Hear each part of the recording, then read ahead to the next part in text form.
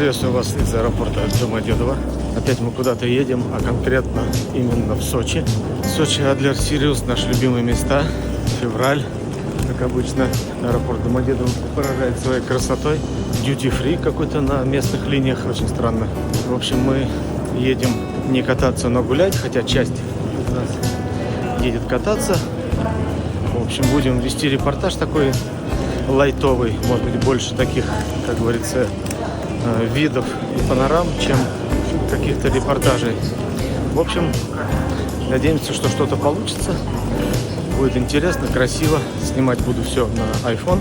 Камеру GoPro на этот раз не брал. Такие дела.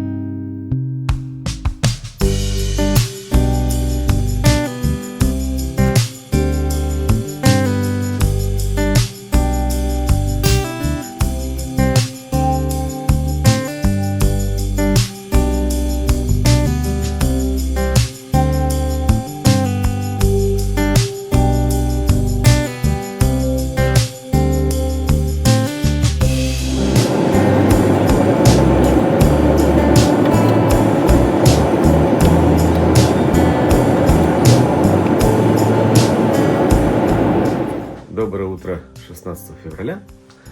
Ну что, мы сегодня имеем большие планы, но, к сожалению, погода, естественно, наши планы корректирует. То есть вот у нас на улице ветер и дождь, похоже, тоже. Но, несмотря на это, мы будем двигать в горы. Поедем с нашим другом на машине. Они поедут кататься, а мы так, просто гулять. Ну вот, такие дела. В общем, отдыхаем, набираемся сил, идем завтракать.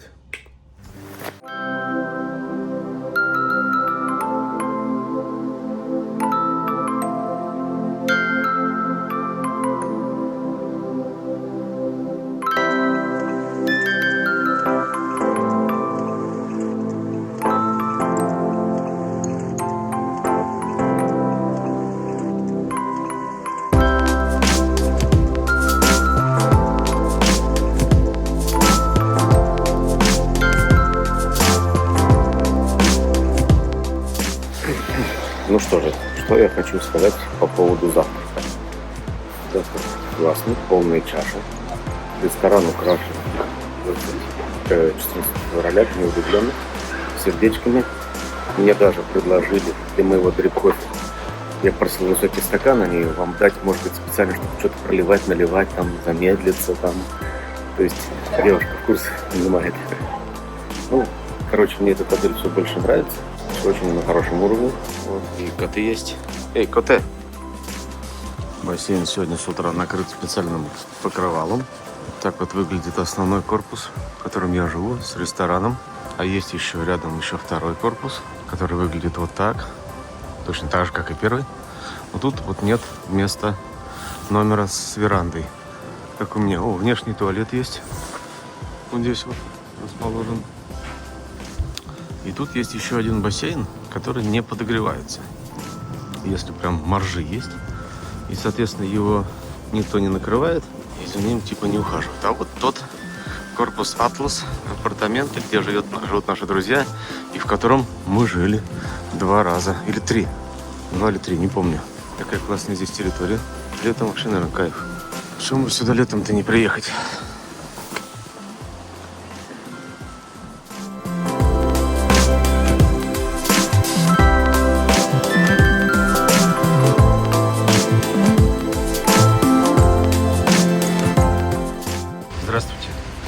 Что вы думаете о сложившейся геополитической ситуации?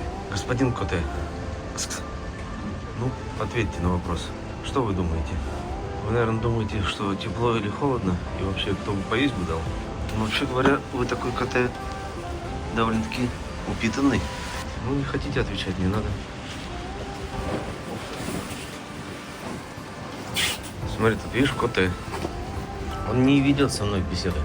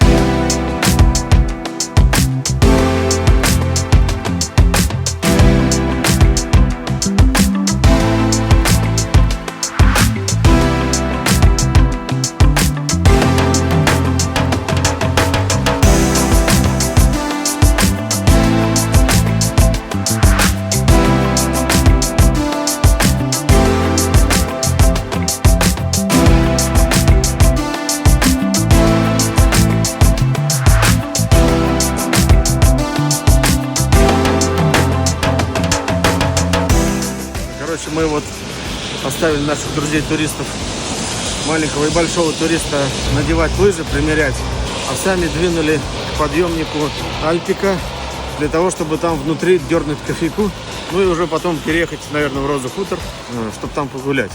Погода, как вы видите, вот такая вот примерно. Идет дождь, такой мокрый снеговый дождь. Нормальная погода для Красной Поляны. Заходим на мост, который идет в Галактику. В аквапарк можно пройти здесь. Никогда я здесь не был вообще, мне кажется. Видны кабины, спускающиеся.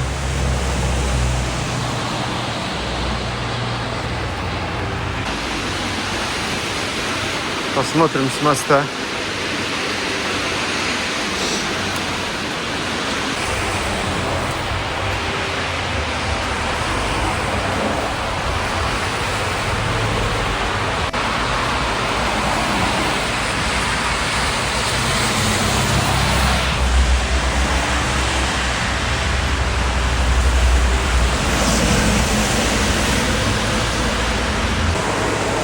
Наблюдаем серф-кофе. Приближаемся к серф-кофе. О, а туда зайти нельзя, я так понял. Тут можно только наружу. Да нет, вроде можно зайти. А, можно наружу сидеть. Или там вход есть.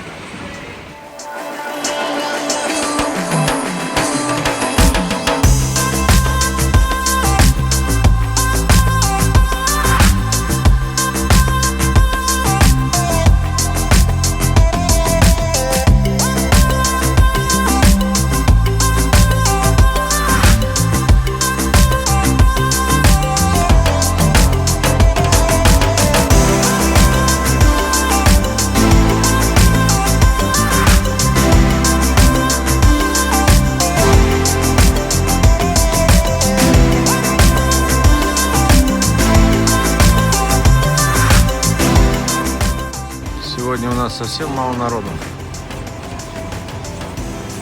Лыжники идут кататься.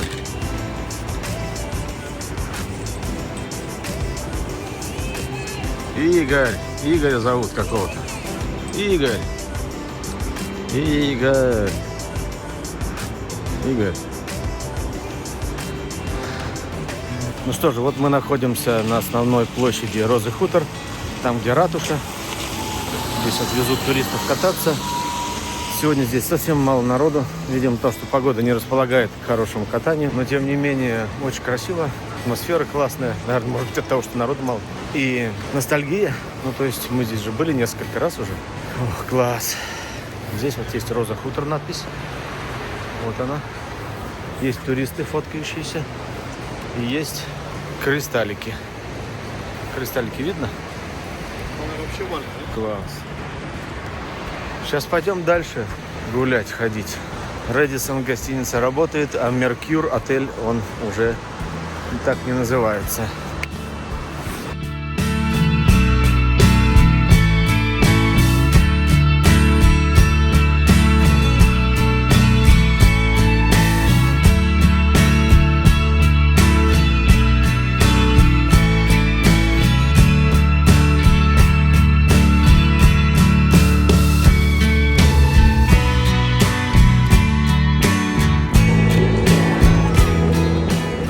На станции автобусной Розе Хутор.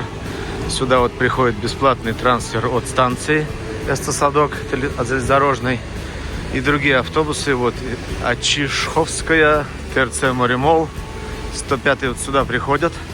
Это около концертного зала. Вот здесь прям автобусные остановки размечены. Ну, а в этом концертном зале Arctic Asti. И, кстати, сегодня тут Григорий Лепс, что нас мало интересует, но красиво. Посмотрели мы на начало тропы туристической здешней. Вроде бы она не закрыта, но не видно, чтобы люди там ходили какие-то. Посмотрим. Сейчас осмотрим концертный зал и пойдем посмотрим на тропу.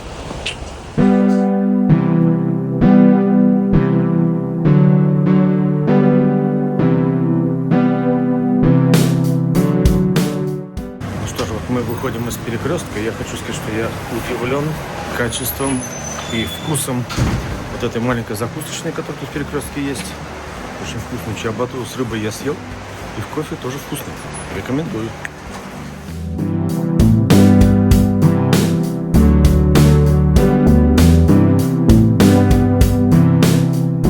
Так, мы начинаем заходить на тропу здоровья. И вроде как она должна выглядеть, как будто она закрытая. Но нам это все равно, нас этим не испугать. Вот она, тропа здоровья. Несколько у нее контуров. Мы здесь. Если идти вот по этой зеленой линии, то мы выйдем к другой точке. Как раз вот там. Я думаю, что это для нас сегодня будет достаточно вполне, если мы это осуществим. А так вообще можно аж вон куда сходить. Дмитрий, как думаете, нам достаточно будет короткого маршрута?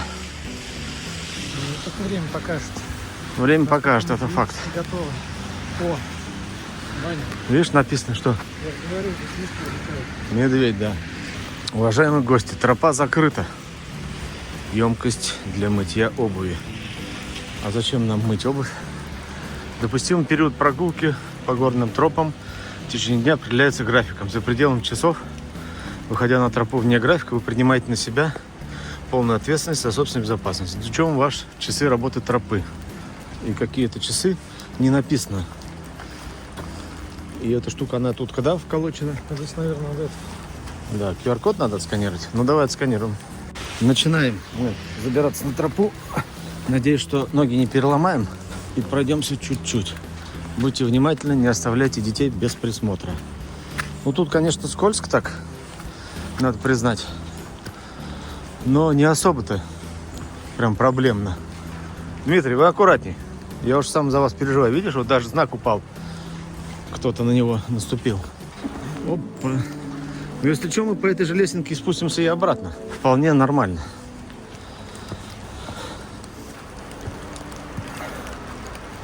О, у меня уже чувствуется физическая нагрузка на подъемнике. Ты имеешь в виду, что... Вот, тропа, здоровье, Малое кольцо, 360 метров, 13 минут. Не серьезно?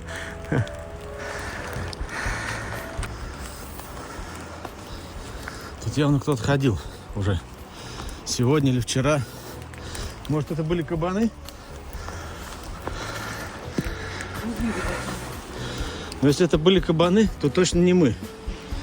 Потому что мы, конечно, кабаны, но не такие.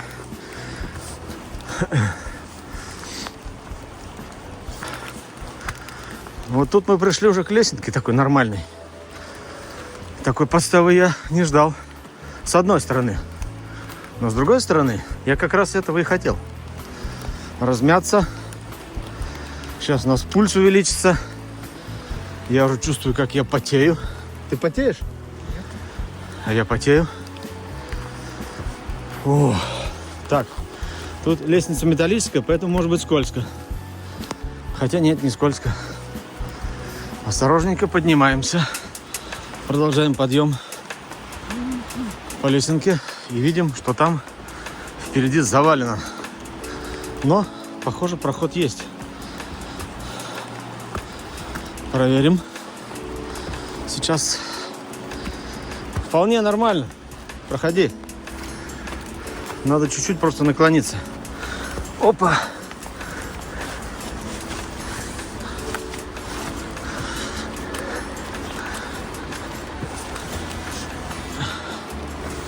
О, а там есть люди, которые точно так же, как и мы, решили нарушить запрет и пойти.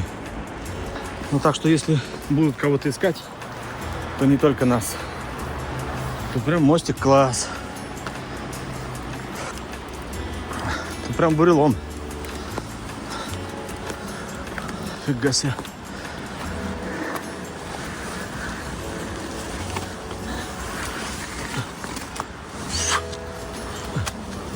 Упражненица, то еще. Так, проверяем, как сможет турист, офисный турист из Москвы. Нормально справился. Молодец. Там тоже еще одно препятствие. Ну, вот это препятствие, через которое я не пролезу со своим рюкзаком и телом, заставляет нас вернуться. Тем более вот там туристы, они тоже возвращаются назад.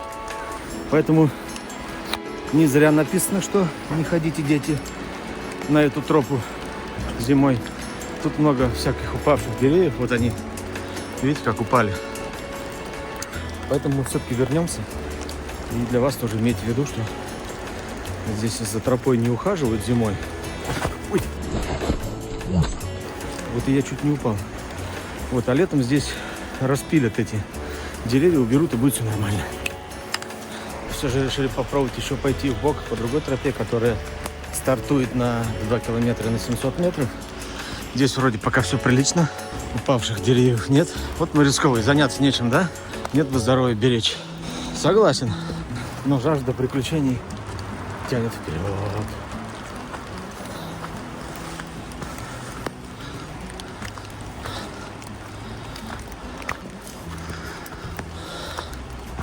Что скажете, товарищ турист? Давно ли вам бревно в голову не прилетало? Сейчас узнаем, когда он придет. Ну, вот эта тропа петляет, но идет такими вот зигзугами наверх. И пока без препятствий. То есть мы поднимаемся беспрепятственно. Я вот вижу большие деревья, вот они могут сползти прямо нам на голову, Димоныч. Ты когда уже успокоишься-то? Ты же понимаешь, нам еще обратно идти.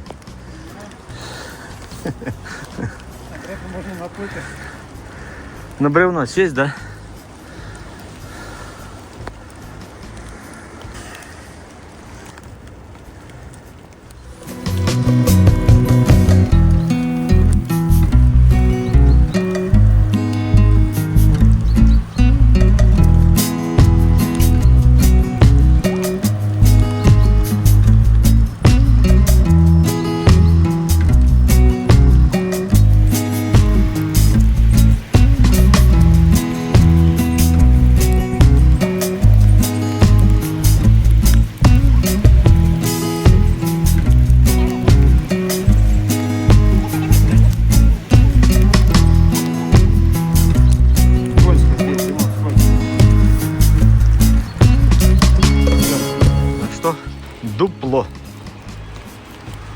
у нас в дупле? Тайник? Не, ничего нет. Эх, бедное дерево упало. А тут у нас деревья все в мху. Ищу в мху енота. Знаете такую песню? Находимся на горном пляже Роза Хутор и читаем сообщение. Уважаемые гости, купание закрыто до 7:00 утра. То есть, когда будет 7:00 утра, можно будет в прорубь, смотрите, запрыгнуть. Видал?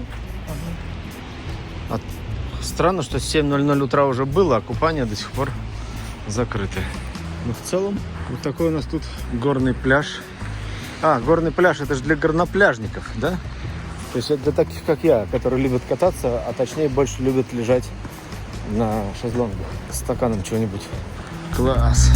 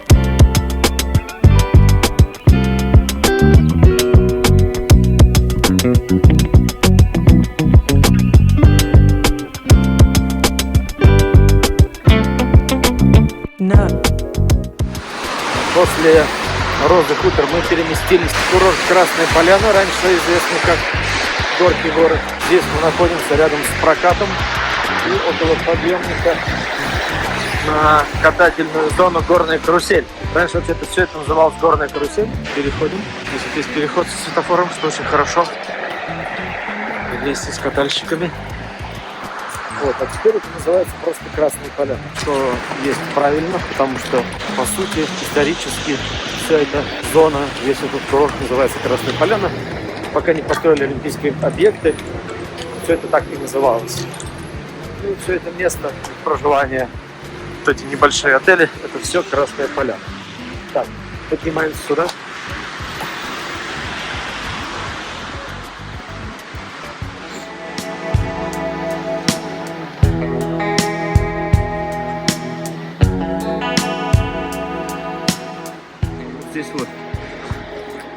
Здесь вот прокатные места их для хранения. Причем на самом деле все немного изменилось. Вот посадка на канатную дорогу. Вот здесь вот вход на нее. Вот эти ступеньки, конечно, классные для ботинок. Супер. Зайдем посмотрим.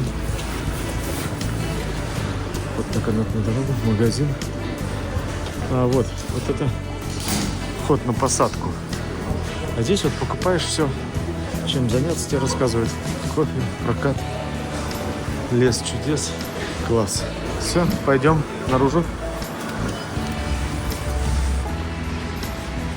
Здесь мы сейчас идем к набережной, посмотреть на нее, увидеть.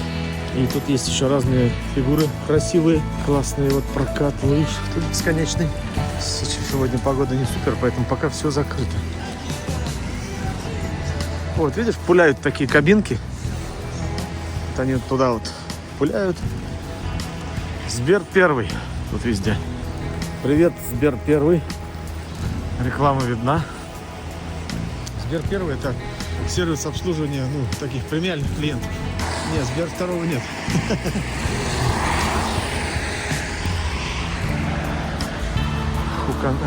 Вот, видишь, я тебе говорил, тут набережная, где река только с той стороны, а за рекой только железная дорога, или там что.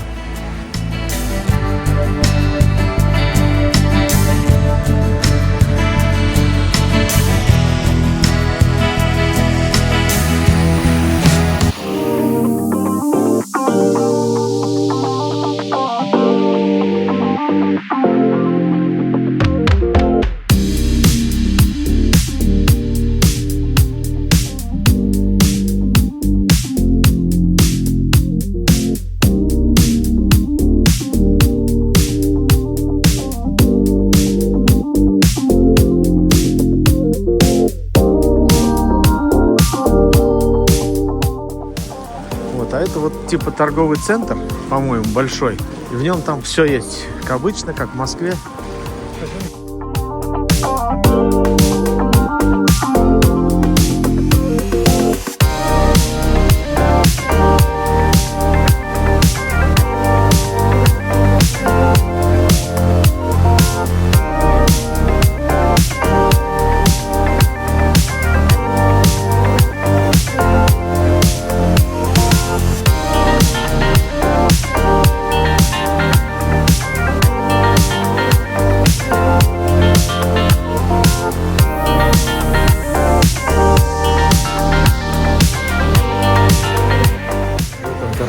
На третьем этаже есть аквапарк, в котором даже когда-то я был. Аквапарк, вот там написано, можно подняться. Мы наблюдаем какую-то красивую инсталляцию в виде лампочек. Вот она.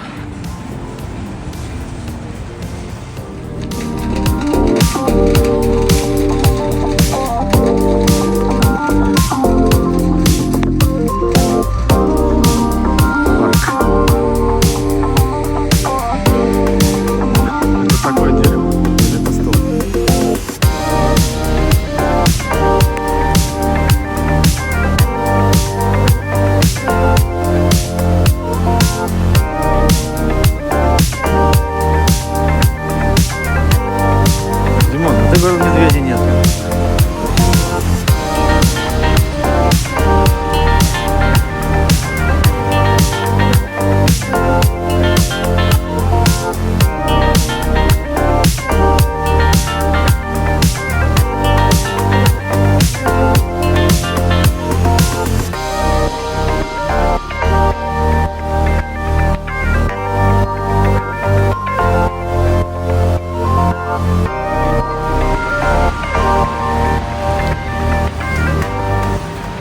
Подходим еще к одному знаменитому месту, Irish Pub Харадс, в котором очень-очень много времени мы провели раньше, проводили. Почему бы не зайти, не дернуть какой-нибудь нейтральный напиток? Я выпью какой-нибудь Клаус Таллера. О, смотри, тут прям место, где хочется сфоткаться. Давай.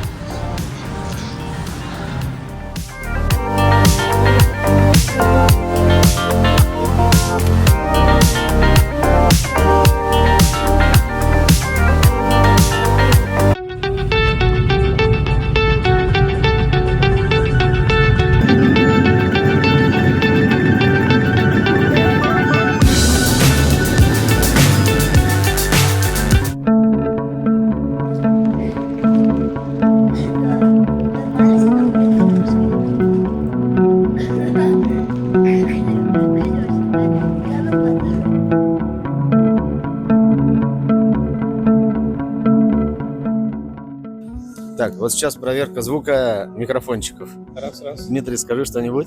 Раз. Что вы можете сказать по поводу серф-кофе? Шикарно, никогда такого вкусно не пил. Вот. Все, проверка завершена. Ну что же, сегодня у нас понедельник, и сегодня у нас дождь. И этот дождь, судя по прогнозам, будет у нас еще до конца недели. Но мы не унываем. Сегодня мы в горы не поехали, потому что там делать такую погоду, ничего не видно. Мы пришли на пляж. Здесь тоже как бы нечего делать, но здесь зато море есть. Вот оно. Море. Можно на него смотреть долго и много. И вот турист стоит и смотрит. Ну и я посмотрю. Мне тоже можно.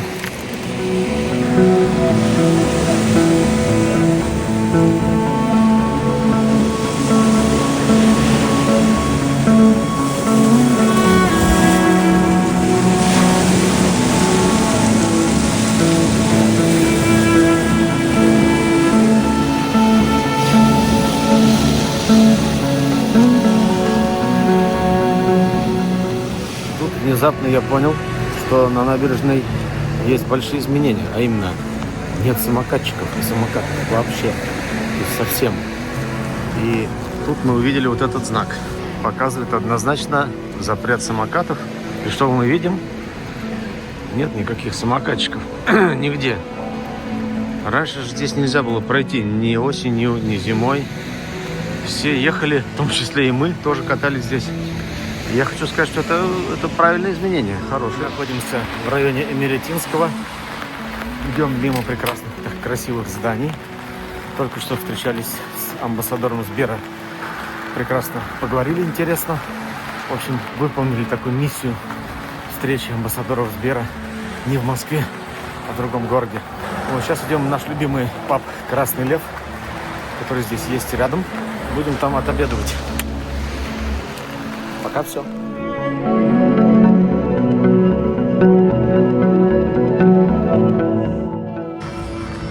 Ну что же, вот мы и снова в этом пабе «Красный лев». Каждый раз, когда мы приезжаем в Сочи, в Адлер, мы посещаем этот паб.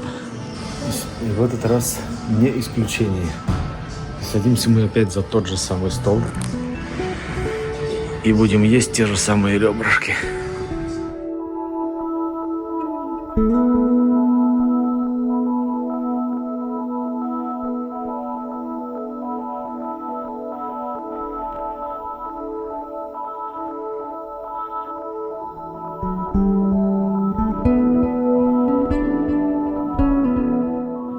Мы находимся в Сириусе на восстановленной набережной с суперской асфальтовой дорожкой рядом. Шествуем в сторону стадиона мимо привычного порта. И, в общем-то, народу, как вы видите, никого нет. Очень редкий какой-то народ тут ходит, кроме нас. Почему? Потому что непогода. Да и, в общем, понедельник. Такие дела.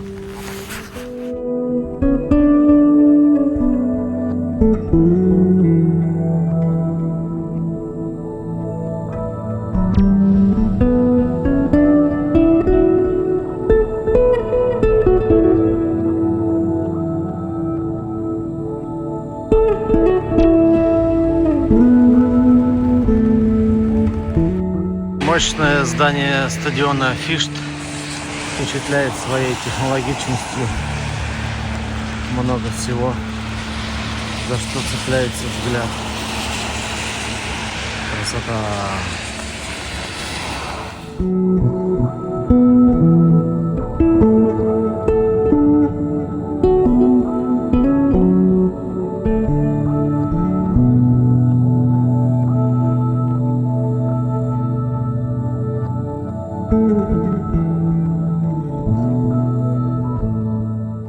Здесь на набережной в районе стадиона много изменений.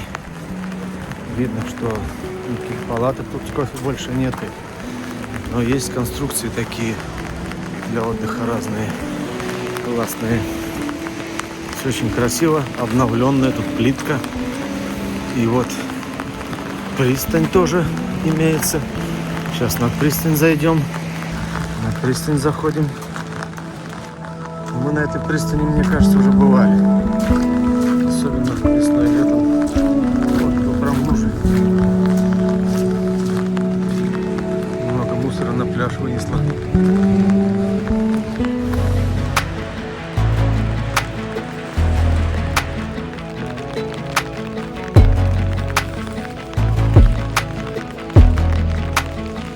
Вот этого вот здесь не помню.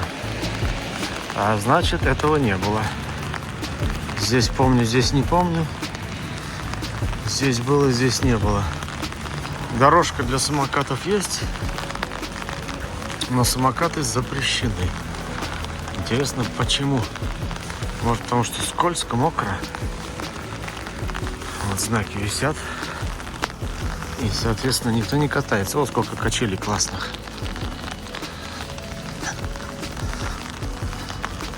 Интересная территория, новая такая.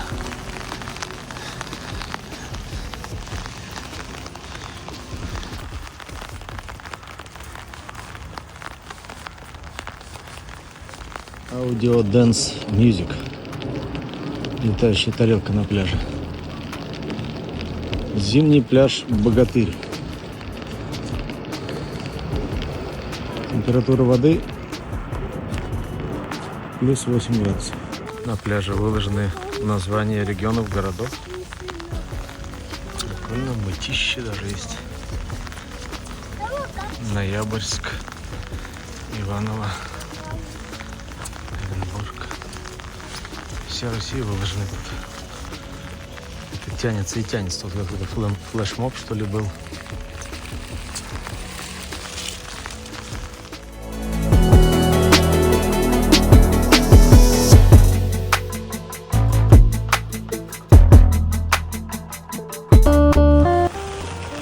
Ну что же, сегодня у нас вторник. По-прежнему идет дождь. Какие уже? Вторые сутки. Но мы не унываем. Вышли опять под зонтиками и идем себе в сторону набережной. Куда нам еще идти? Куда-либо ехать особого желания сейчас пока нет. Такую погоду где-то ходить. Но вдоль набережной у моря вполне можно гулять. Где-то сидеть кофейку, так сказать, попивать. Так что идем. Так вот.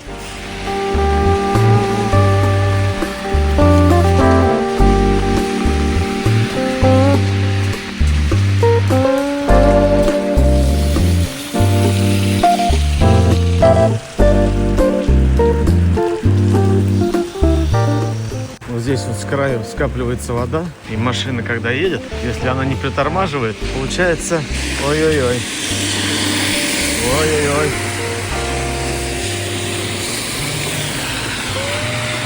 Ну, почти все притормаживают. Замечена цапля или аист. О, какой цапель, куда-то смотрит вдаль. Полетел, цапель, аист.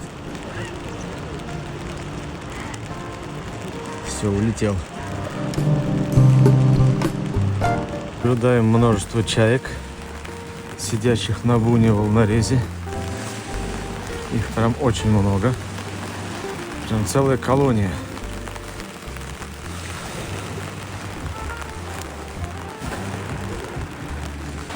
Находятся же люди, которые не боятся в такую погодку заплыть. Есть такая.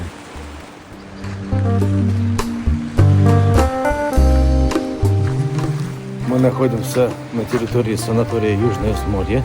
Тут красиво и есть транзитный проход для туристов. Так-то, в общем-то, санаторий вход запрещен. И самолеты летят над нами. Их не видно, да, видно. Интересно, куда мы придем, если будем идти прямо? Как считаете, туристы? Исключительно прямо. По-моему, там вот убираешься и все, и обратно. Но здесь зато никого совсем нету. Кто нам нужен? Нам никто не нужен. О, тут есть фонтан красивый. О, видишь? Справа. Ну, он красивый зато. Давай-ка на него посмотрим. Вау! Прям повеяло Советским Союзом.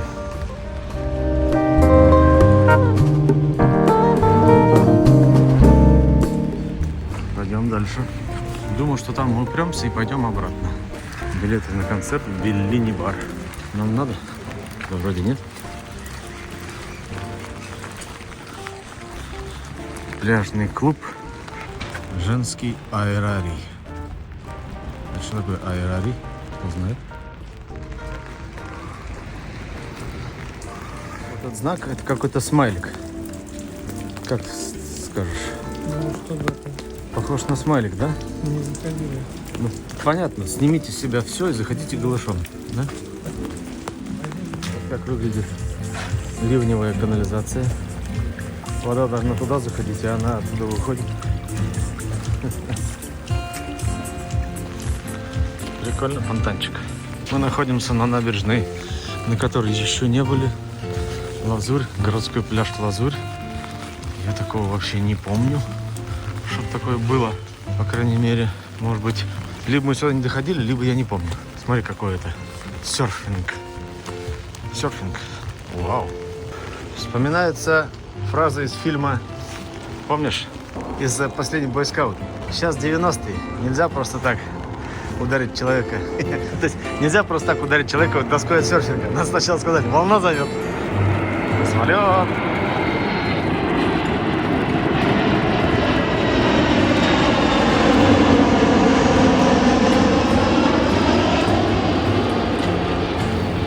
наблюдаем самолет, заходящий на посадку. Сейчас мы его будем подсекать.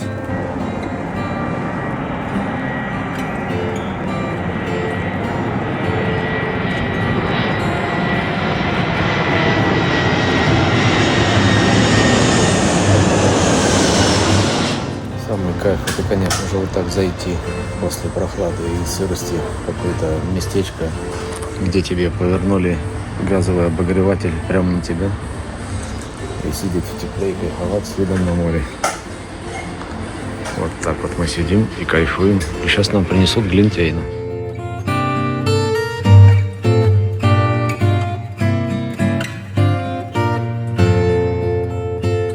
Итак, мы пришли куда-то, где лодочный гараж. Лодки красивые такие, похожие на рыбацкие. Рыбаков. Причал 350. Да, красивые лодки.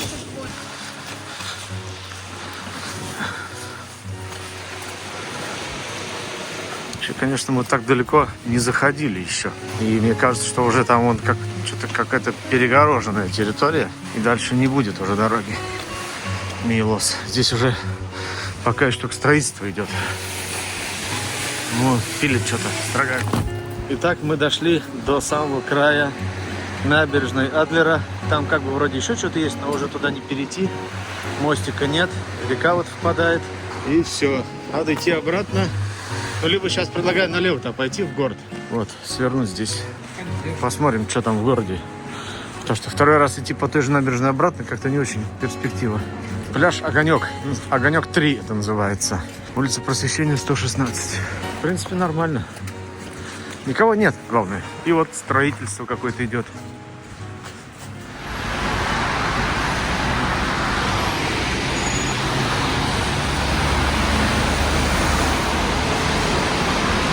Мы находимся на пешеходном переходе от пляжа в сторону.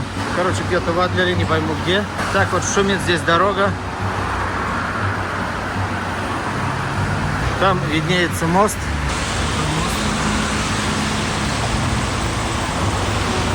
Переходим дорогу, чтобы пойти куда-то в торговый центр. И не знаю вообще куда. Просто идем. Вкратце о погоде. На самом деле это название речки, которая вот здесь под мостиком течет. Красивое зеленое здание. Дизайн поражает.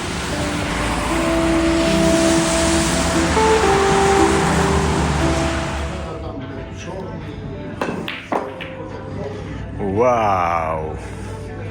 Ну что ж, как вы догадались, мы пришли в бильярдную.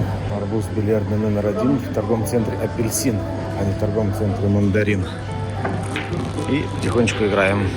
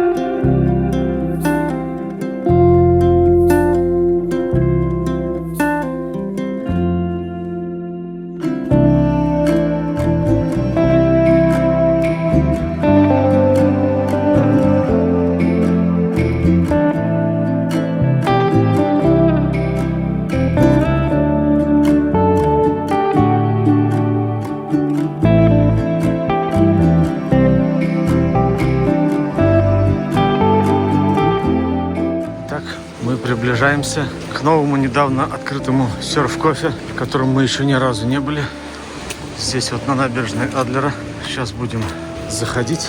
Заходи. Заходим. О, красота.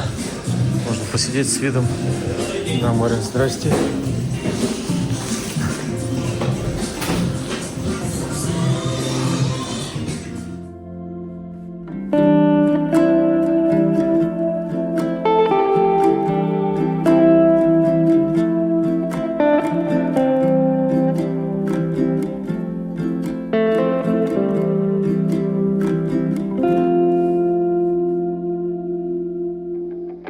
Мы сейчас шествуем по набережной в районе пляжа Чайка. И я записываю звук в новый микрофон хороший. Должно быть намного лучше и не должен ловиться всякий шум. Мы сейчас наблюдали много птиц, перелетающих косяками. Здесь вот побольше народу все-таки, чем в том месте, где мы были раньше. Дождик уже почти перестал, немного капает. Прибой не сильный, как видно. Прибой есть, но он такой не очень сильный. Птицы все пролетели, и их уже незаметно. Народу становится побольше. Мне интересно, вот какой вот народ, который в этот период времени сюда приехал, типа как мы, он что здесь собирался делать? Кататься? Кататься вроде в горах надо. Вот люди употребляют чего-то на набережной. Что они там употребляют, посмотрим. Вроде шампусик у них есть.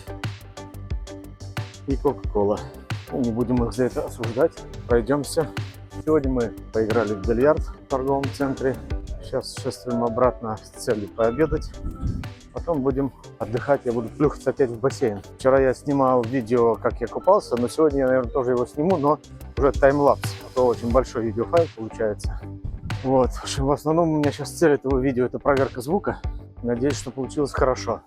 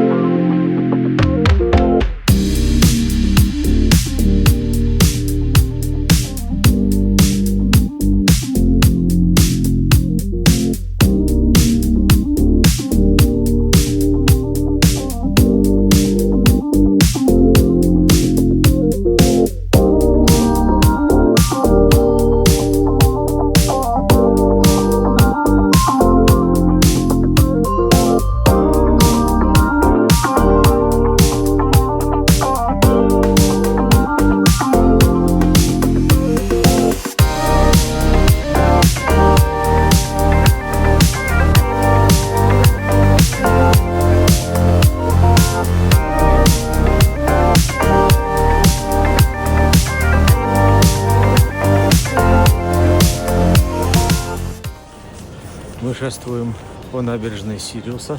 Тут везде будет сейчас написано «Сириус» совместно с туристом Дмитрием. По ту сторону от Мандарина. Вот там наш Мандарин и мост. Речка сегодня более чистая. Тут новые отели какие-то построили или не новые, не знаю. Но здесь очень шикарная новая такая набережная. Дорожка есть для самокатов и чистенько. В целом хорошо очень от того, что дождь кончился. И можно уже хотя бы не носить зонтик, а то плечо устало. Вот. Так что вот так вот тут красиво.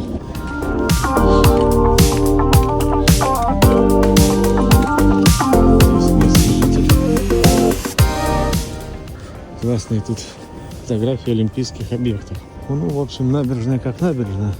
Видим пробивающееся солнышко из-за туч. В целом, главное в таком отдыхе — это то, что он есть. И можно никуда не спешить. Вот они, фотографии-то. Фотографии региона Сириус. Федеральной территории Сириус называется. Кто-то едет прямо на меня.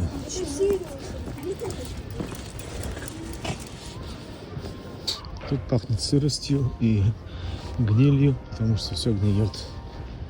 И видно, как это все гниет, потому что здесь такое полуболото.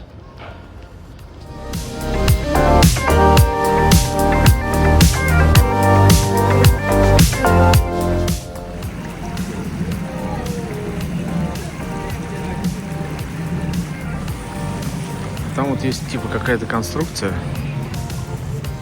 в которую можно зайти, видимо, спрятаться от ветра. Там пляж Сочи-Форния. Кстати, вот эти вот вагончики, это тоже какая-то едальня, да?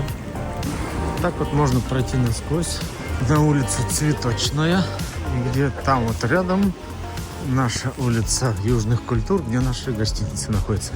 Отели. Здесь вот парковка самокатов, можно его взять и поехать по вот этой дорожке. Никто их не берет, никому сейчас не надо, холодно. Вот здесь вот конкретно пахнет болотом таким, прям конкретным. О, есть фотографии олимпийских объектов всех с высоты птичьего полета. Жалко, самокаты мешают. Ой, Дим, мы где-то вот здесь вот живем. Слышь, что? Да? Да. Хотя нет, вот же мост. Поэтому мы вот там вот живем. Мы вот так сейчас прошли. Вот. Хорошо, что мы не живем. Это автомобильный мост? А, вот здесь это. Да. Где-то тут мост, да. Что, смотри, сколько это. Идти-то можно. Сколько идти можно? Да там нельзя пройти. А понятно. Можно вот такую взять и ехать. И вот он едет, видишь, приехал. Идем на пляж Сочи-Форния. По информации от любознательного туриста, от него купаться можно будет только после 31 мая. После 31 мая, то есть 1 июня. А до этого пляжные активности закрыты. Пляж Сочи-Форния. Мне кажется, его переименовывали эти буквы несколько раз. А мы вчера видели, да, как кто-то купался. Ну ничего, не страшно.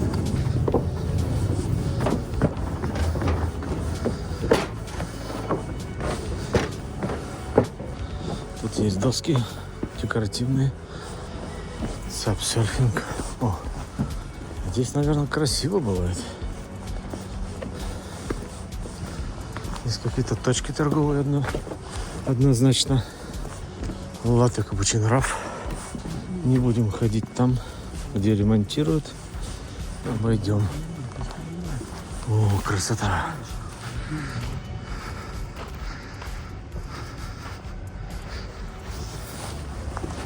О, тут в бассейне можно купаться. 28 градусов вода. Смотри. Фига. Бассейн 28 градусов. Как в него попасть? Услуга представляется ежедневно. Вход в бассейн. Размещение в зоне бассейна 1000 рублей. Стоимость включена шезлонг, пользование ответственной сауной. Общественной сауной. О, сауна. Здесь сауна есть? Где что сауна? Вот она.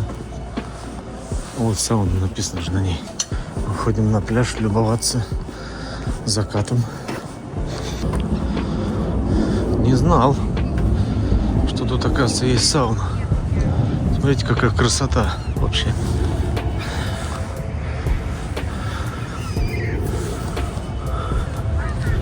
А кому платить, интересно? Сауна есть, вон. Можно сидеть и даже смотреть в окошко. Класс. И в бассейн потом. Хотя я предпочел бы, конечно, холодный бассейн. И там вот есть... Ну, короче, клево. Ладно, пошли к морю.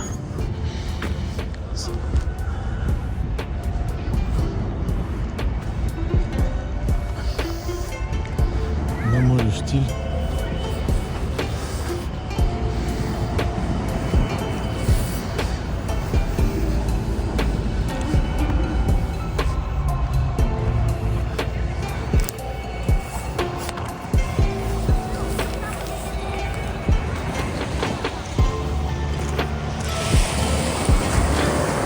Диман, как водичка?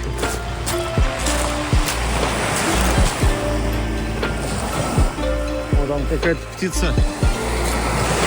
Птица. Ныряет, не ныряет?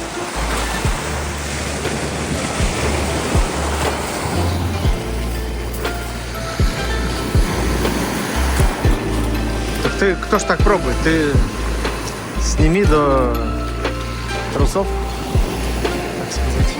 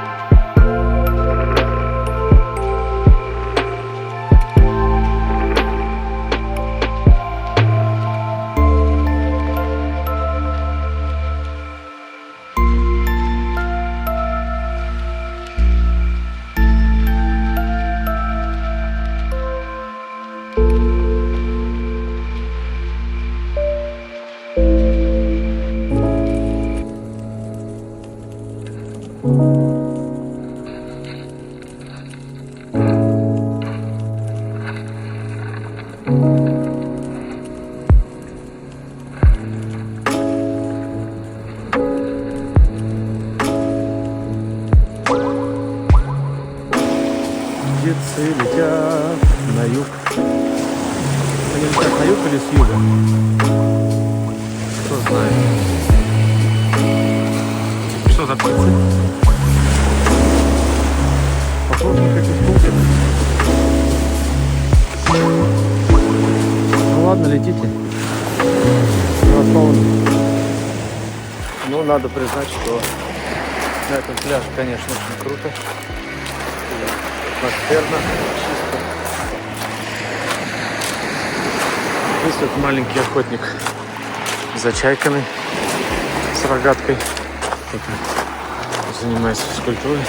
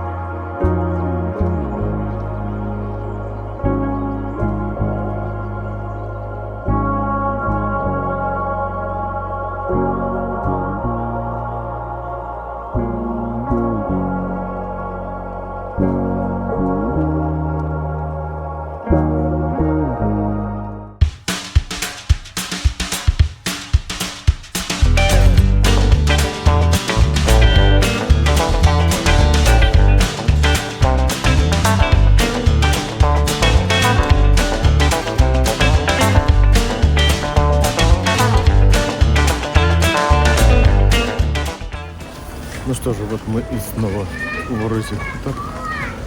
И теперь здесь совсем все по-другому. Пойдем билет покупать. Это там. Еще можно нам купить карту, точнее взять ее. Пойдем покупаем билет.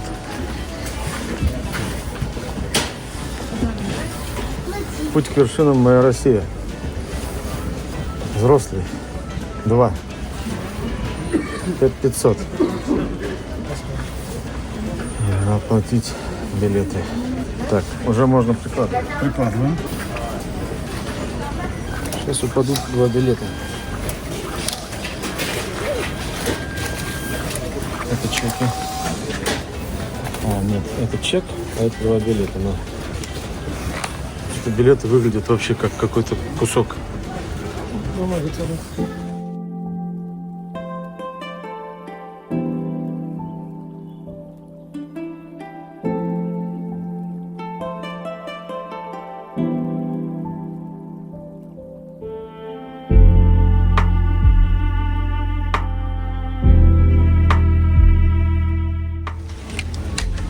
Что же, вот мы пришли к очереди на заповедный лес утром.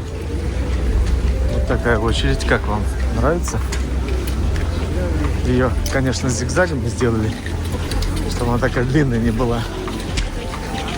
Но самое главное не это. Самое главное, что солнце. Солнце светит и радует нас.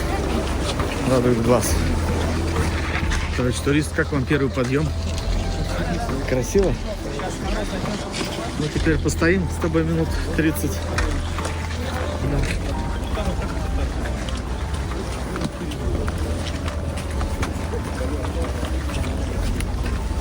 Деревья красивые, да, зимние такие.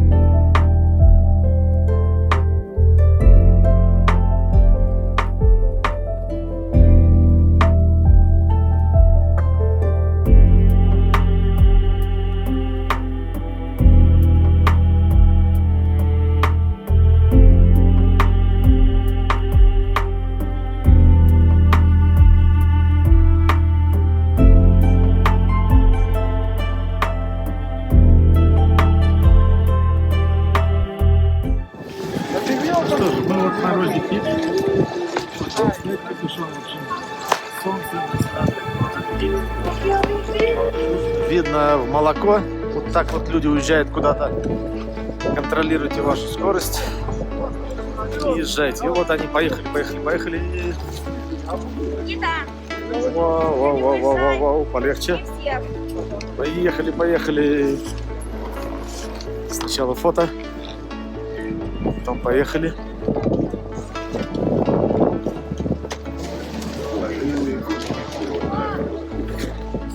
Альпика, каскад, трассы нарисованы, Эльвейс, виды, классный вид. Что-то ветер дует. Мне такое не нравится.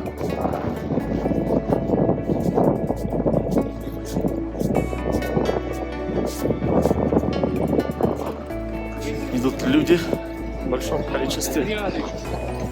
Здесь закрыто. Фото в горах.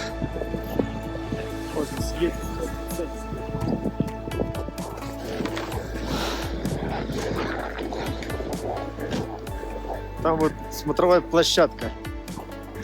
Что, сначала в ресторан?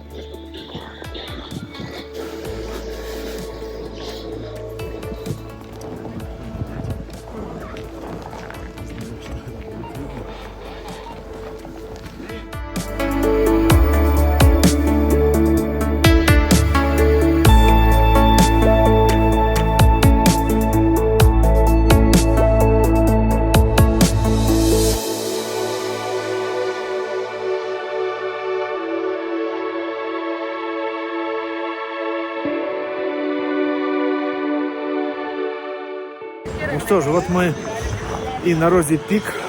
Вот мы приехали на Розу Пик. Высота 2320. Туристически тут ходим, как настоящие туристы. Пофоткались на здоровой площадке. Солнце светит ярко, хорошо. Сейчас попробуем зайти погреться, потому что мы замерзли пипец как. Я бы сказал. Заходим погреться в этот ресторан. Другого тут все равно ничего нет. Тут, кстати, ветер дует такой нормальный. Мы такого не планировали. У меня даже губы с трудом шевелятся. Заходим.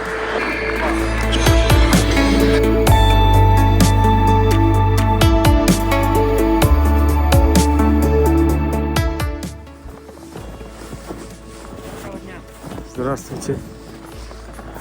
Какая крутая штука, страшно. Да. И вон по мосту еще можно пройти. Крутяк.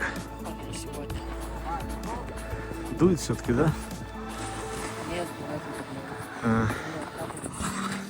Понятно. Ладно, спасибо. Высота 2320 метров. Кто-то хочет покататься 8 метров. Амплитуда.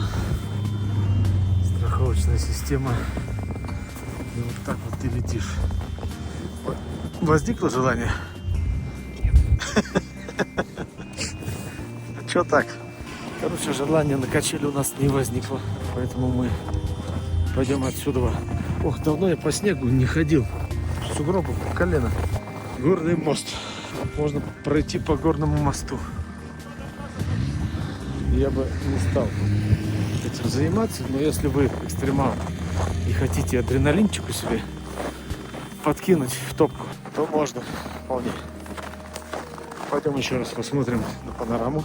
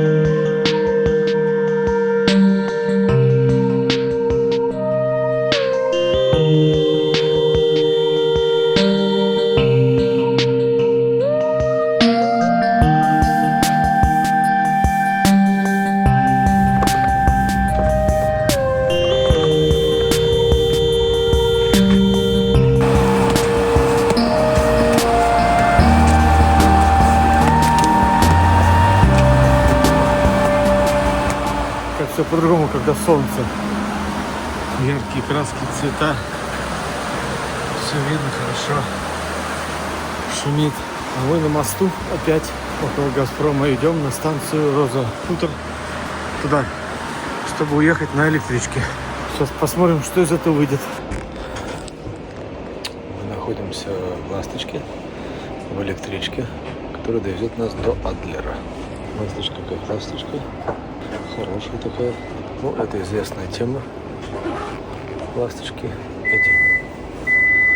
Поехали.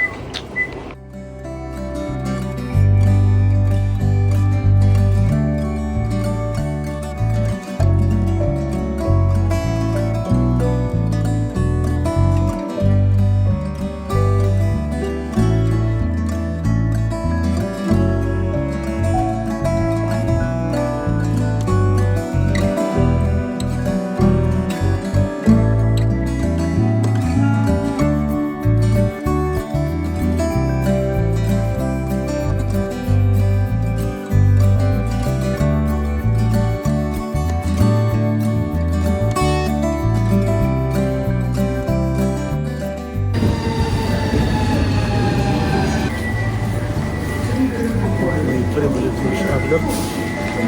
Все выглядит очень современно.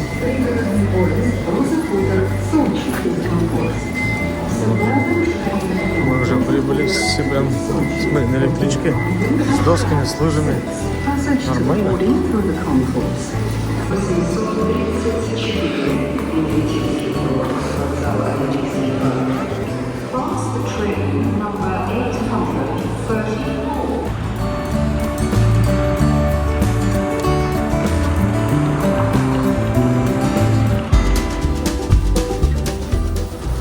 что же, мы приветствуем вас из дендропарка сочинского Дендрария. Мы тут уже поднимаемся потихоньку. Есть последствия снегопада, но все-таки светло, солнечно. И пока еще мы идем наверх с целью посмотреть сверху на все происходящее. Красиво. Красиво. Тут как будто лето. Все такое зеленое. Так, я подцепил микрофон, и меня должно быть лучше слышно. Сейчас мы это проверим. Я все ходил, снимал без микрофона, а теперь микрофоном. Туристы фоткаются. У нас классный вид на лестницу и фонтан. Эй, Коте! Коте, ты какой? Местный? Хороший Коте. Чистый. Хочешь, сейчас сфоткаю? Я не Коте говорю тебе. Ему холодно. Он бедный. Лапы отряхивает, видишь? Давай сфоткаю тебя. Да мы, не, у нас... Мы друг друга обычно. Давай фото. Аппарат. Раз, два, три. Продолжаем наш путь по Дендрарию. Под ветвями больших пальм. Я думаю, лучше вот сюда пойти. Так удивительно холодно и при этом зеленое вокруг. Не вяжется как-то одно с другим. О, бамбуковые проще. Проще бамбука. Вверху влажность, везде влажность.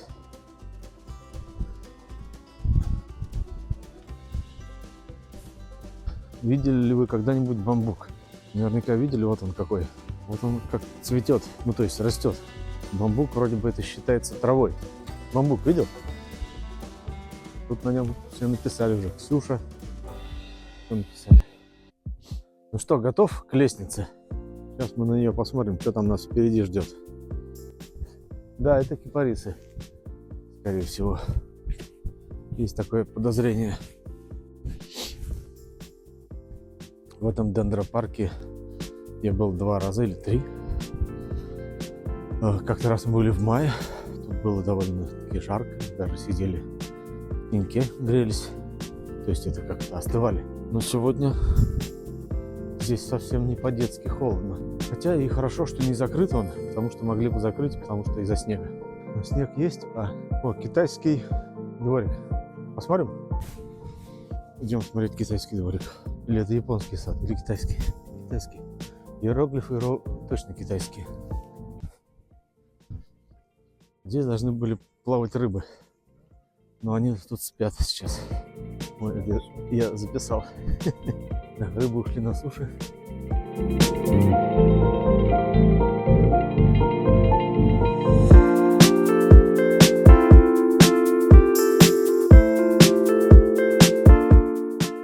Выглядят корни деревьев, которые не согласны с тем, что тут какая-то дорожка. Их корни решили по-своему. Лапина узкокрылая. Лапина узкокрылая.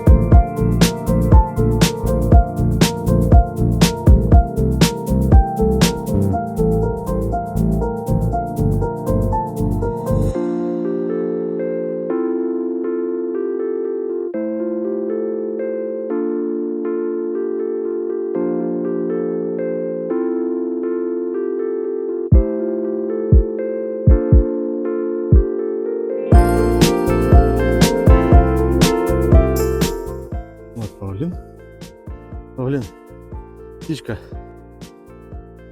спой песню. Спой песню, птичка. А вот море такое. И вообще классный вид отсюда.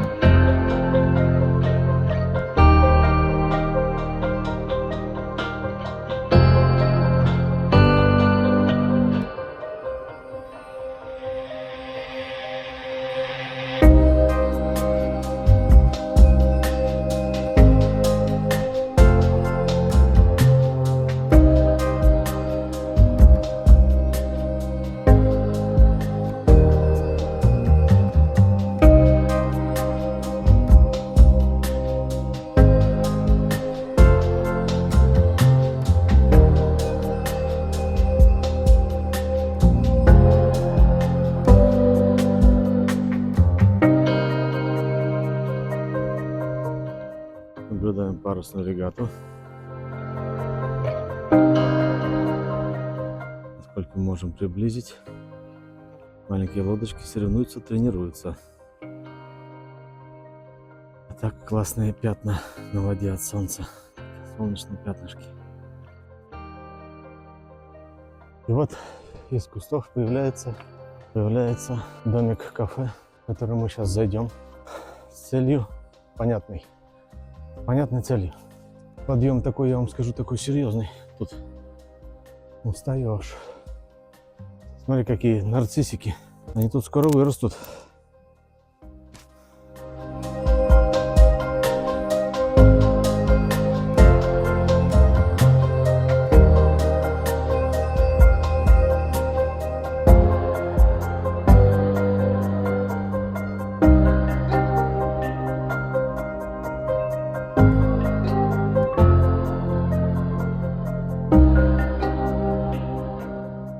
Итак, мы доходим уже почти до смотровой башни. Канатная дорога, смотровая площадка. Наверняка там это за деньги. Нет, лифта нет. Но это ничего не значит. Особенности отечественного бизнеса в Сочи. Есть вот канатная дорога со смотровой площадкой, башня, да? Вот она видна. Но просто так на смотровую площадку нельзя зайти. Только можно купить билет на канатку. 600 рублей. Взрослый. Странно, да? А мне, если нужно просто только на смотровую, взяли бы с меня 100 рублей, 150.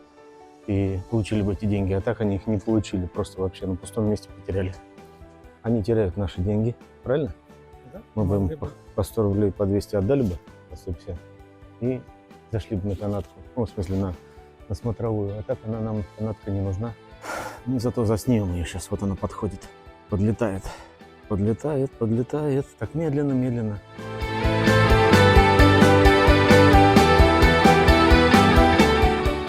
Мы начинаем наш спуск. Теперь пойдем вниз, посмотрим на попугаев, страусов и павлинов, если они там есть, павлины. Надеюсь, что они там есть. Вот он, спуск. Вот они, элитные апартаменты в районе Дендрария с бассейном своим.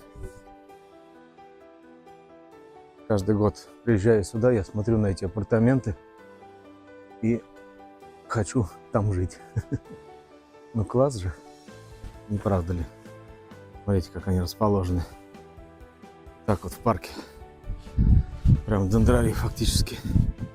А мы продолжаем наш спуск.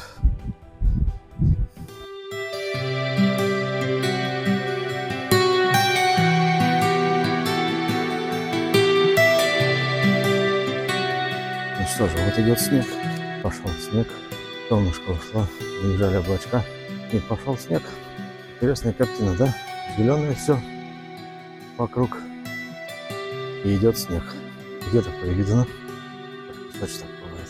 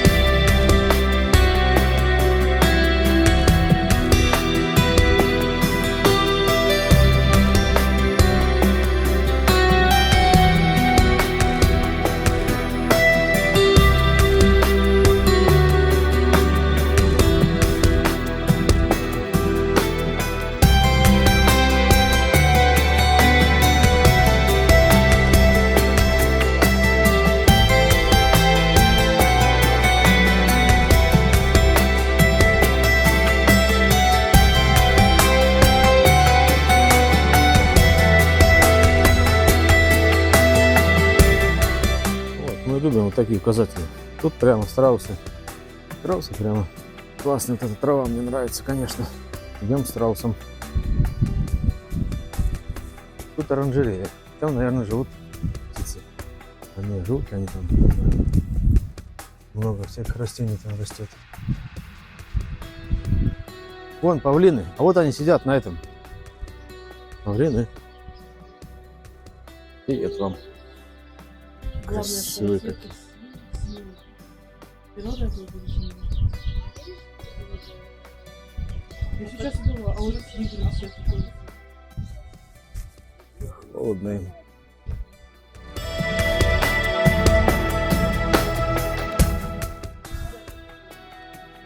Наблюдаем павлинов во всей красе. Конечно, красивые, но замерзли. И, наверное, они не будут распускать свои хвосты, потому что холодно им. И делают они обычно это делают на земле. Кормить птиц можно только специализированным кормом. Правильно. Павлин обыкновенный. Вольер для птиц. Тайная цесарка, китайская шелковая курица, павлин обыкновенный. Крупные птицы семейства фазановых. Золотой фазан пиво такое знаю. Туалет прямо. Вот это я люблю, такие указатели. Это зачем? Чтобы здесь при павлинах не это. Вот, а вот те, которые внизу ходят, они открывают иногда хвост. Я это помню. Может, здесь не первый раз. Ой, ну они там ходят.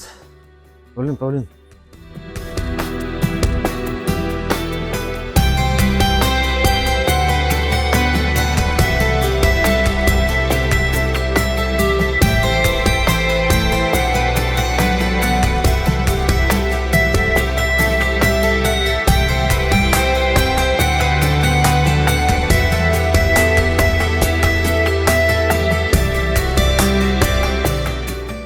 О, страус. Страус есть? Привет, страус. Ты не злой?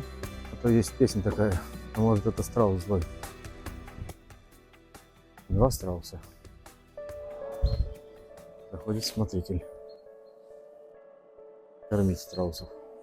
Ну, бросил им что-то. Не клюют.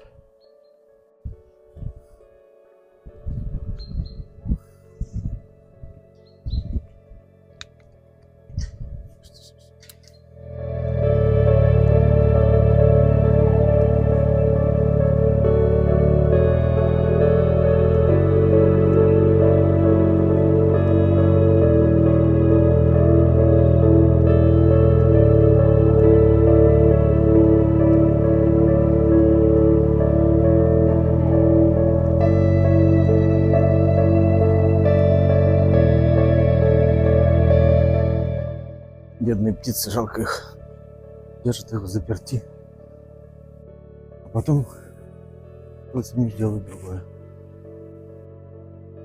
Сматываем бамбуковую рощу. Много-много бамбука.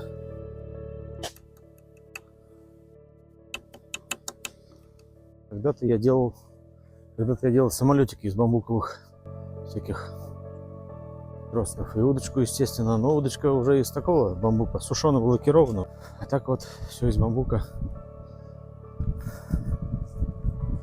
И казалось бы, мне вот очень обидно, когда бамбуковые палочки, ух, какой снег пошел, когда бамбуковые палочки в большом количестве выбрасывают. Мне жалко бамбук. Ну что, зайдем в бамбуковую рощу? Ты когда-нибудь был внутри? О. Настоящий бамбук заснеженный. Тут что-то подсрезали уже. Какой-то бамбук. Надо признать, что мост классный. Кто-то и пытался его раскачивать, но он красивый. Вот он. И вот мы вернулись к серединке опять, к памятнику. Ой, это не памятник, это какая-то скульптура. Архитектурно-скульптурная композиция танцовщица. Сканируйте QR-код, и вы узнаете, что это такое. Там вот есть экскурсия. А вот идет экскурсия. Вот такой пальма.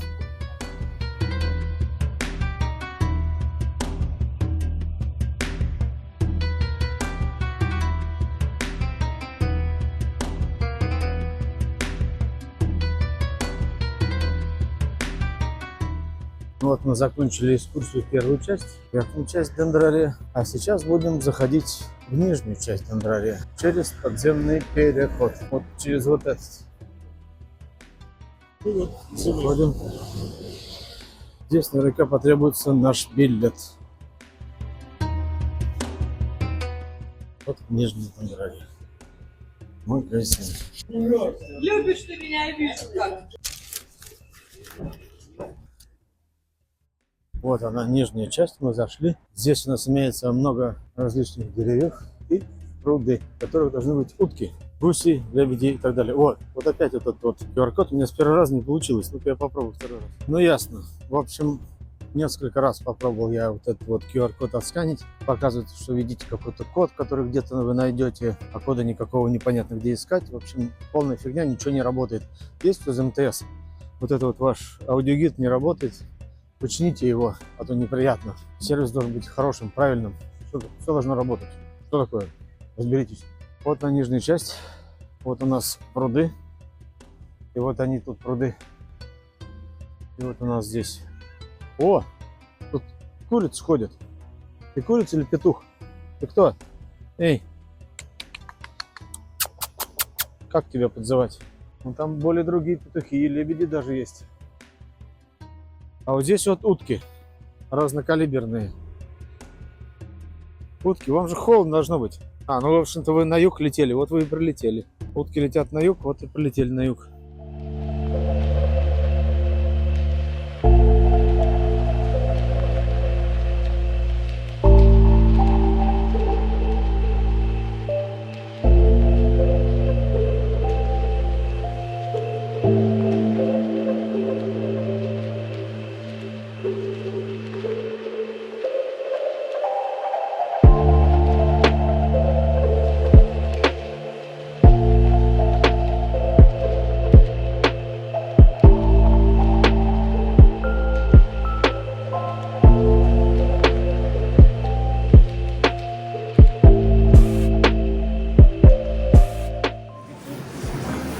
Мы вас приветствуем с набережной Сочи, куда мы пришли после Дендрария.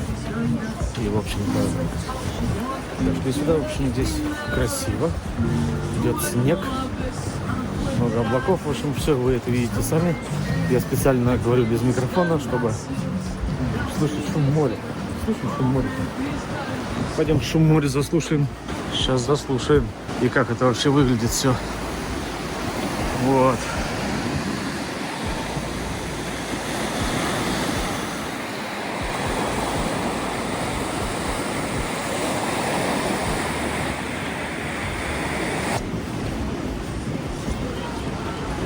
Что характерно, здесь дощатая набережная, прям все досками отделано. Нет, наверное, микрофончик сейчас прицеплю, а то вряд ли слышно хорошо. Ну вот, так-то лучше, наверное, да? С микрофончиком-то. Дмитрий, вас все равно не будет слышно, поэтому можете что-нибудь сказать. Я промолчу. Правильно, Дмитрий решил промолчать. Ну и правильно, его все равно не будет слышно. Мы шествуем по набережной, вот так вдвоем. Как нас видно хорошо. Солнце, наверное, светит прямо в глаз. Здесь вот все облагорожено, и с каждым годом все лучше и лучше, надо признать. Кафешки пока закрыты. Когда они будут открыты, тут прям будет все бурлить. А вот это вот на воде, то, что написано кит, да? Вот этот вот кит, он раньше по-другому назывался, совершенно точно. То есть я в этом году наблюдаю очень много изменений в смысле разных кафе, которые были открыты. А в этом году это теперь совсем другие кафе. Голуби наглеют. Правильно, им так положено. Ой-ой-ой. Вот, можно на волнорез выйти. Никто не запрещает.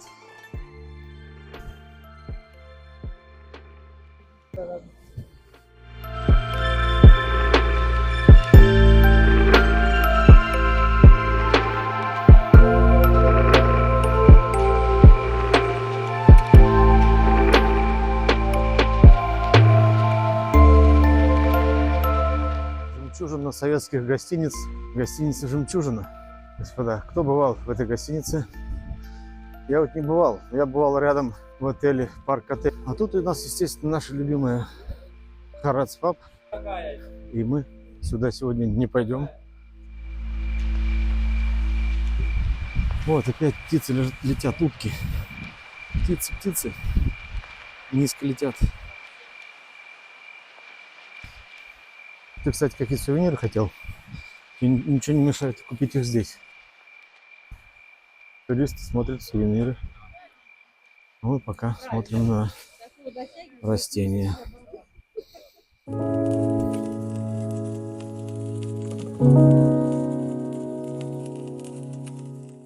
Добро пожаловать в центральный район города Сочи. Здесь у нас имеется классная веранда и магазинчики.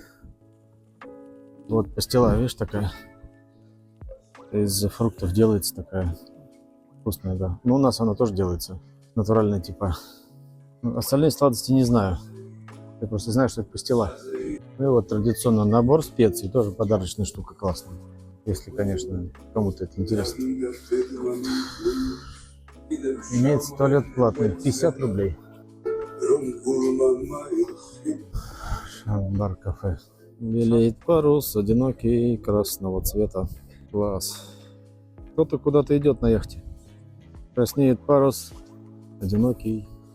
Были места спокойные. О, коте надо? Смотри, какой коте. Или это не коте? Какой-то похож на коте. Вот, а тут еще начинается вот раздвоение. Сверху можно идти и снизу.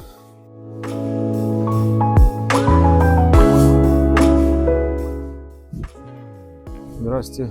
А сколько стоят кусочки? А вот 750, да? Как нам делают манго.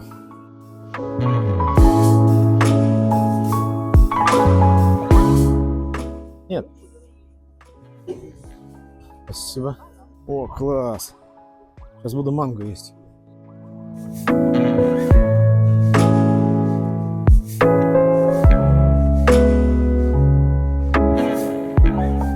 Ну что же, в общем-то с этим манго тоже сплошной обман. Сверху лежали вкусные, сладкие кусочки. А потом лежат несладкие. Видно, что нарезаны они не только что, а какое-то время назад. Но 750 рублей. За удовольствие. В целом норм.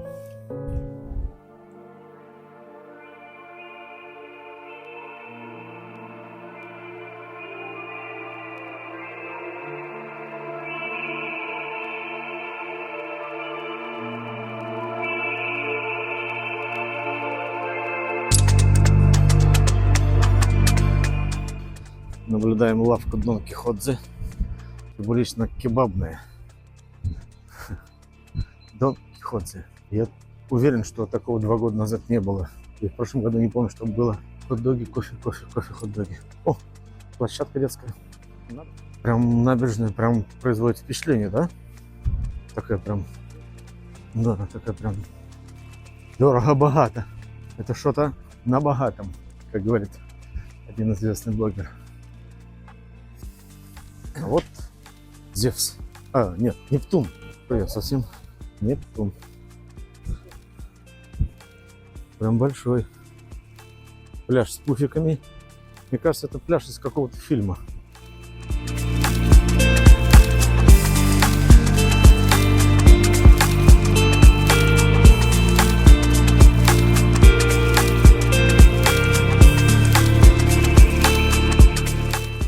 Заходим на пирс, точнее на волнорез Буна и еще как их только не называют. Сейчас будем осматривать окрестности с этого ракурса.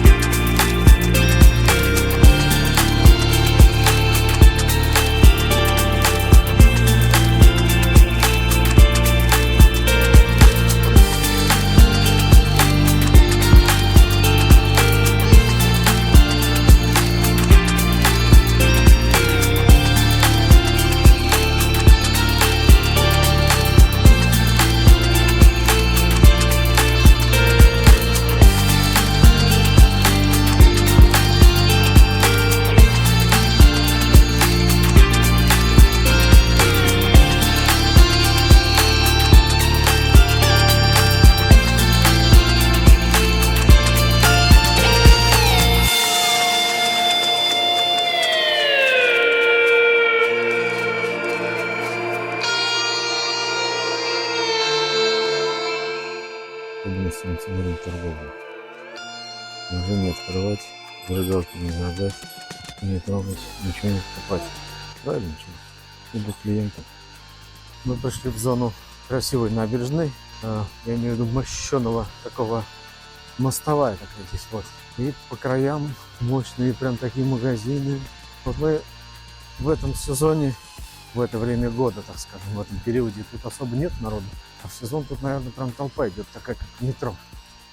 И вот можно наверх подняться и, соответственно, спуститься. Скоро уже дойдем до порта. Вот там где-то. Жара, караоке. Концертный зал фестивальный.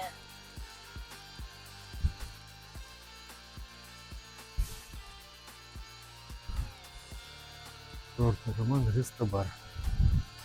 Приморская набережная, оказывается, вот где мы находимся.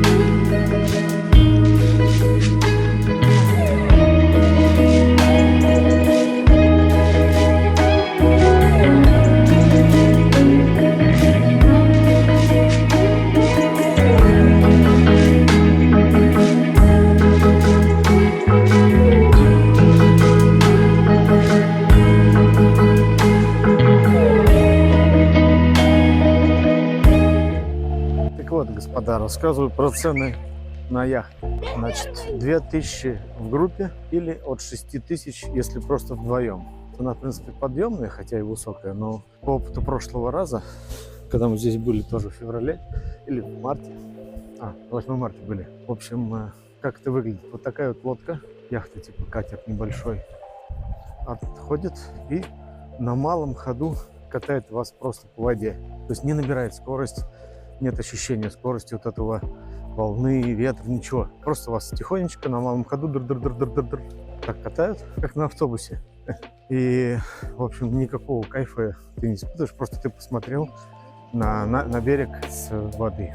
Поэтому я очень не рекомендую брать эти прогулки. Прислушайтесь, не пробуйте, не тратьте деньги, потому что никакого кайфа вы не получите, никто вас разгонять не будет. Все боятся и вообще. Ну, это долго, дорого и не нужно. Вот такое мое мнение. А пока мы находимся в порту города Сочи. Кайфово. Народу мало. Никого нет. Есть, но мало.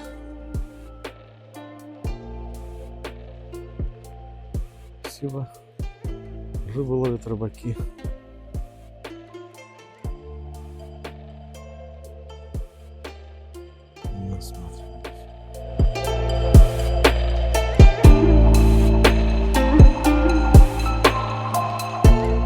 Наблюдаем свадьбу. Это значит, у нас будет много удачи. Наблюдаем очередной серф кофе. Действительно, здесь их много, и они по-разному оформлены. Этот вот такой вот красивый. Внутрь заходить пока не будем, не хотим. Но красиво. Не правда ли? Двигаем дальше.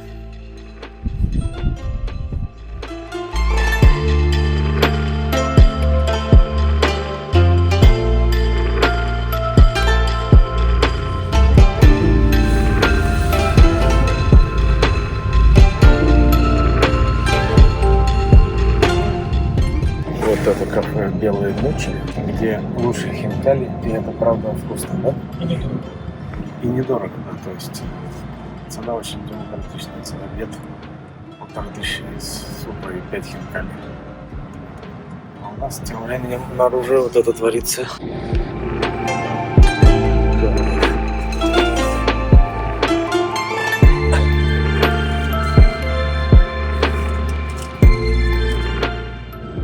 Тут частенько так бывает?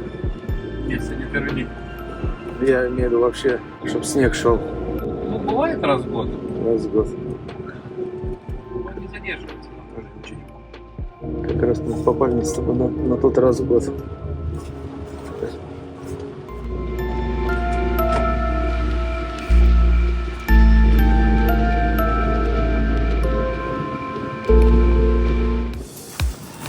Так, я не планировал такой фигни.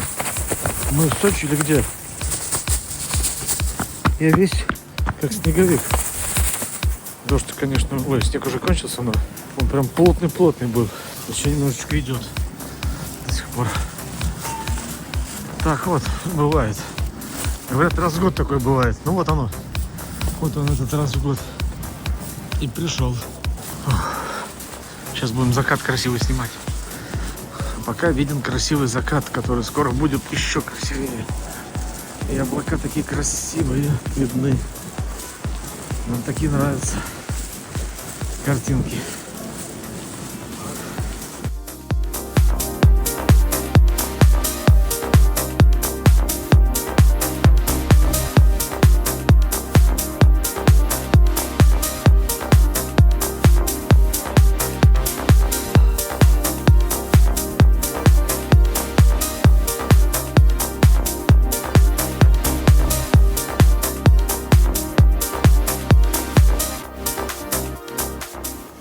Что же, вот такой у нас в Сочи погода.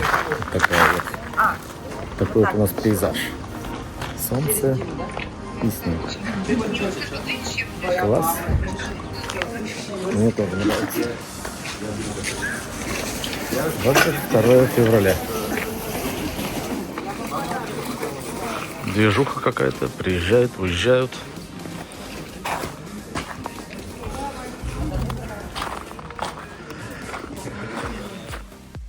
Наблюдаем купальщиков, которые планируют запрыгнуть. О, уже запрыгнули в бассейн. Да, снежок, да. Как в бане. Счистить снег, чтобы лечь на лежак. Класс. Ну что же, вот и заканчивается наше очередное путешествие в Сочи в феврале 25 года. Сегодня 22 февраля, мы были с 15 по 22. Сегодня мы уже улетаем. Что можно сказать об этом путешествии? Оно было очень насыщенным, разнообразным. Удалось и погулять, везде походить, и отдохнуть, помедитировать, так сказать, расслабиться, переключиться.